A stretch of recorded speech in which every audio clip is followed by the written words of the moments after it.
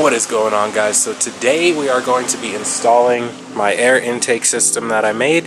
Everything is all painted, as you guys saw in the last video. It looks pretty cool. It has like a little bit of like marbly effect because I oversprayed, so this stuff is like really thick on there in this part. You can see it also start to make like a line the way it was hanging because it was all dripping down, but it made it feel really good, so nice and smooth, like a plasticky finish. Other than that, everything is ready to go. I got the package with the rubber sealer to seal this top edge with the hood, so that should be nice. The only thing that I have to do to the car is kind of, as you guys can see, there's an extra edge, so I do want to get a grinder and go around and just grind off that excess plastic to make kind of larger holes, so there's more intake area, so it can work a little bit more efficiently. So I think that is the only prep work I have to do on the car. Another thing is with that strip, this stuff will fit perfect on this little lip right here, and I can ditch this cheap rubber sealer strip and kind of reseal that area. So yeah, I'm also going to change the oil on the car while I'm doing this.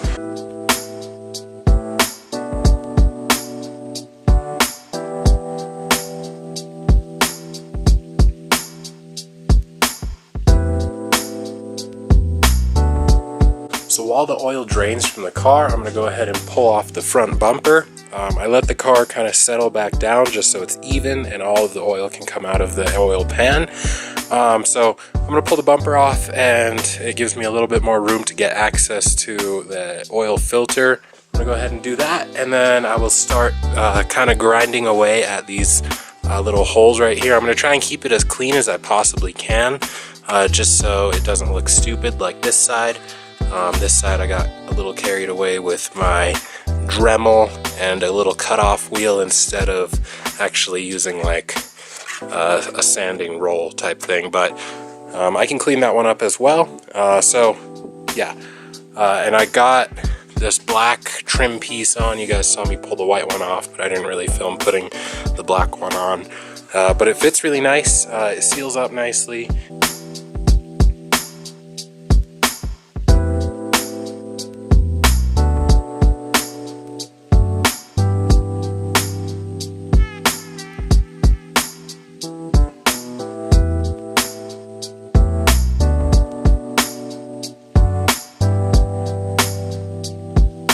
Alright, so to clean up this little air inlet area, I'm going to use this drill, and it has my carbide burr that I use for like porting aluminum with.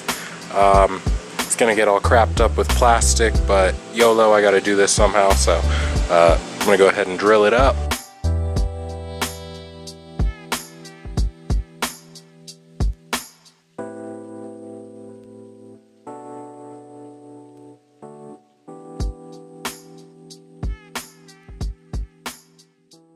Okay, so the intake is all done, and this is what it looks like, totally clean like that. And then we go to the back, and we have the DEI Reflectagold tape on the back side, just to kind of deflect any heat that's coming towards it from mostly the engine side, which would be this smaller side, and then this side I just did it so it would look kind of similar. So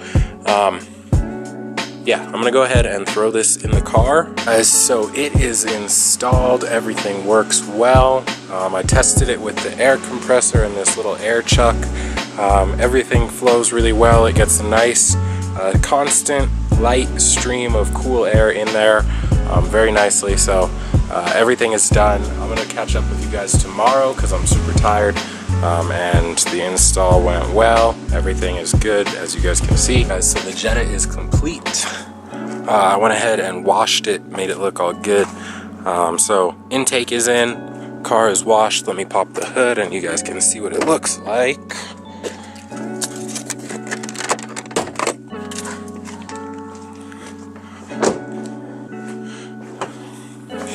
Alright, so we've got the intake wrapped with the Reflectigold, this side and this back side over here. The intake runner piece comes from these massive holes. I kind of went and hit them with the drill, as you guys saw, made everything a little bit bigger so I can get a little bit more airflow.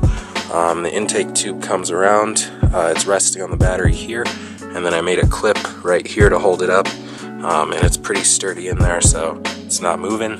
And it does have the air outlets pointing this way, so it does give a nice stream. I was testing it with the air compressor, and then the stream of air that comes out of it is consistent and just blowing right towards the filter, so that is nice. The faster you go, the more air gets into the air filter, so just have to go drive it around.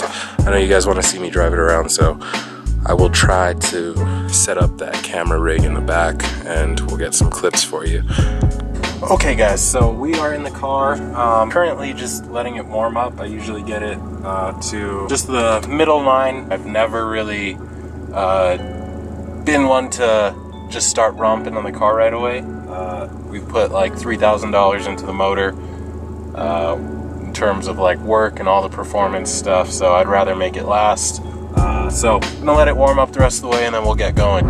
So I'm not sure what it is, guys, but the car just drives like real different. I don't know if it's a good thing or a bad thing.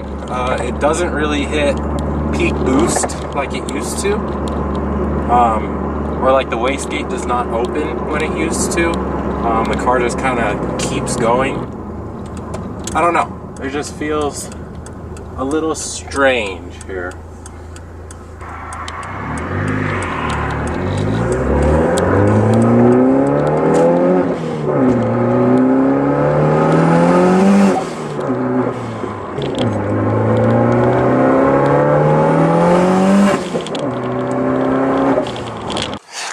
So we pulled over really quick, guys. Let's see. So yeah, this is ice cold. Yeah, this whole plate is ice cold. The filter's cool to the touch, so it's doing stuff. So I got back. I know I didn't do too many pulls for you guys. Got kind of tired, and I don't want to get a speeding ticket, so I don't go too hard on the car. And I also don't have a built head, so it can't rev super high like I would like it to, because boost comes on pretty late, like 4,500 RPM, so that's when it really starts to pull. And then I want to let out by like 6,000 just because I don't want to float the valves or something. It's on like 19 pounds of boost, so I don't want to do anything to the head. So until I get it built, I don't want to rev it out super crazy all the time. So yeah, I hope you guys enjoyed the little polls that I gave you, and we will definitely do some more here in the coming days. Hopefully I can get a friend in the car and they can film from the passenger seat, and it'll be a little bit more fun for you guys to watch, and then we'll go a little bit harder than we normally do. So yeah, peace out.